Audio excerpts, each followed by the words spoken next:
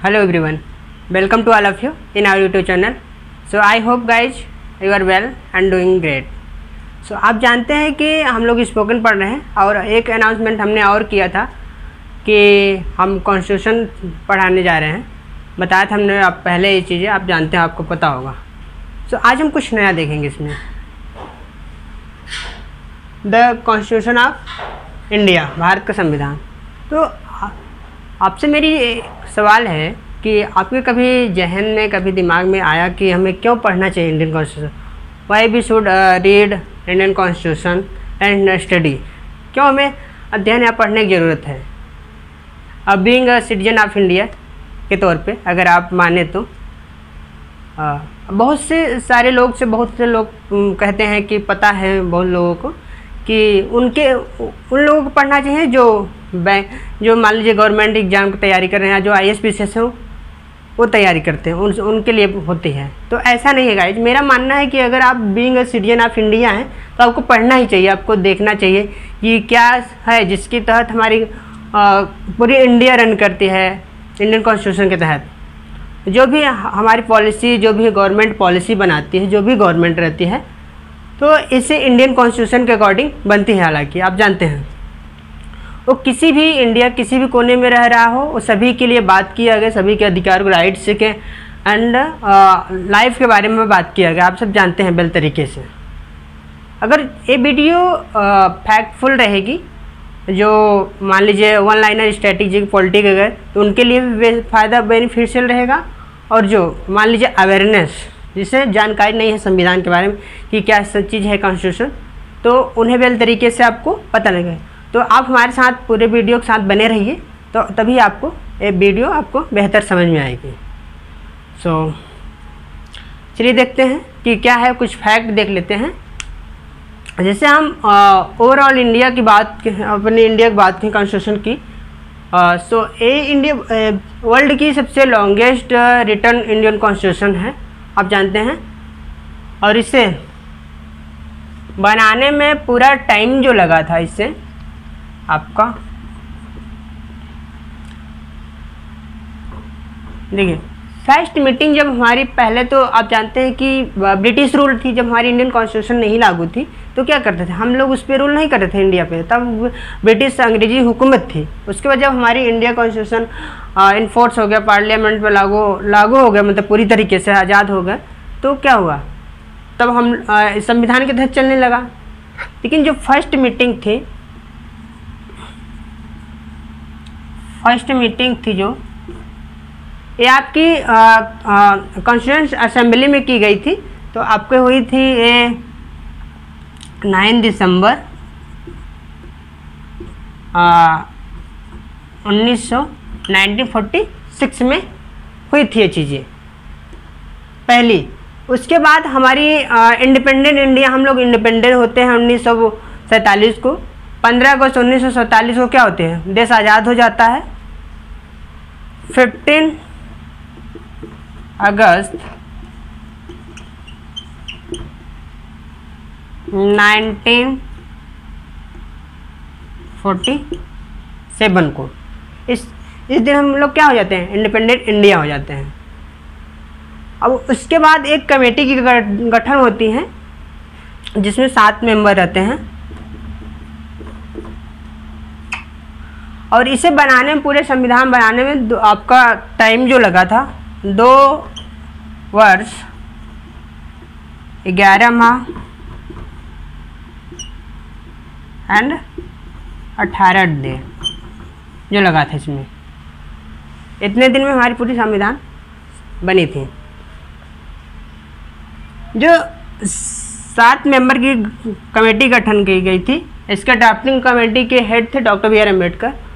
सो इन्होंने उस समय इन्हें लीगल एक्सपर्ट बहुत ज़्यादा थे, लॉ के बारे में ज़्यादा जानकारी थी इन्हें, तो इन्हें ड्राफ्टिंग कमेटी का हेड बनाया गया था, चेयरमैन बनाया गया था। तो इन्होंने उस समय 15 घंटे काम करके इन्होंने मेहनत किया, इसलिए इन्हें फादर ऑफ इंडियन कॉन्स्टिट्यूशन कहा जाता है। तो ड्राफ्टिंग कमेटी के अगर हेड हैं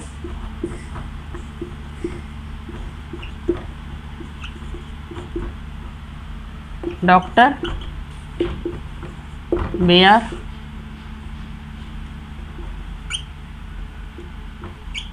अम्बेडकर, इसलिए इन्हें भारत के संविधान के जनक कहा जाता है। अगर हम और देखें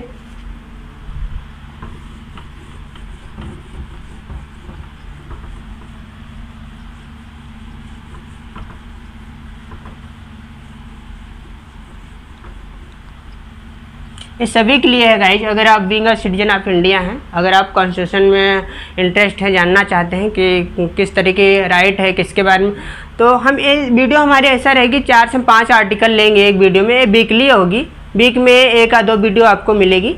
तो इसमें 4 से 5 आर्टिकल लेंगे और उसमें बात करें, डिस्कस करेंगे कि किस आर्टिकल में क्या दिया, किसके बारे में बताया गया है। तो आप हमारे साथ बने रहिए।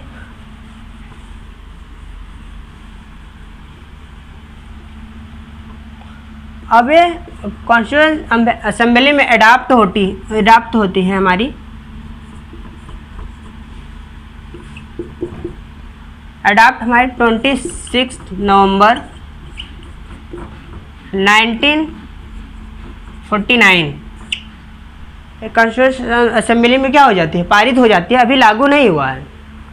अब हमारी कॉन्स्टिट्यूशन इन्फोर्स होती है, लागू होती है 26 जनवरी 1950 में। तब हम लोग क्या हो जाते हैं, रिपब्लिक इंडियन हो जाते हैं, रिपब्लिक इंडिया हो जाती है। उस समय इन्फोर्स होता है, लागू हो जाता है। इन्फोर्स 26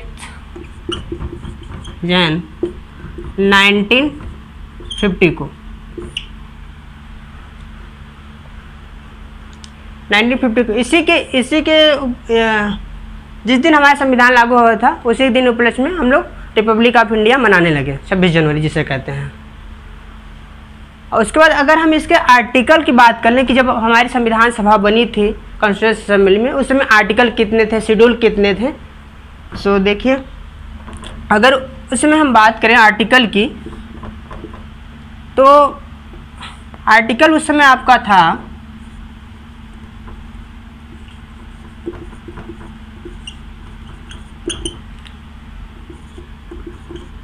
395 आपका क्या था, आर्टिकल था उस समय। अगर आप प्रेजेंट की बात करेंगे, अब आपकी हो गई है 470 हो गई है। और उस समय आपका जो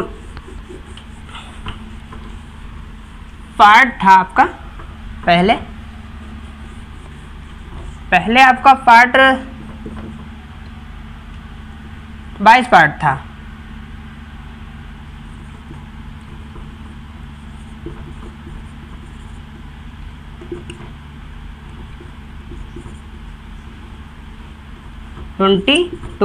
लेकिन अब प्रेजेंट में आप देखेंगे तो आपको हो गया है कितना, 25 पार्ट हो गया है इस समय अगर आप देखेंगे। अब शेड्यूल की बात कर लेते हैं हम। तो शेड्यूल आपका था उस समय 8 शेड्यूल थे, लेकिन अब प्रेजेंट में आपका हो गया है कितना, 12 हो गया है। ये आप याद रखिए। तो और जो अमेंडमेंट हुई थी, अमेंडमेंट आपका जो हुआ था, अब तक अमेंड पूरा आपका यह जो हो गया टोटल अमेंडमेंट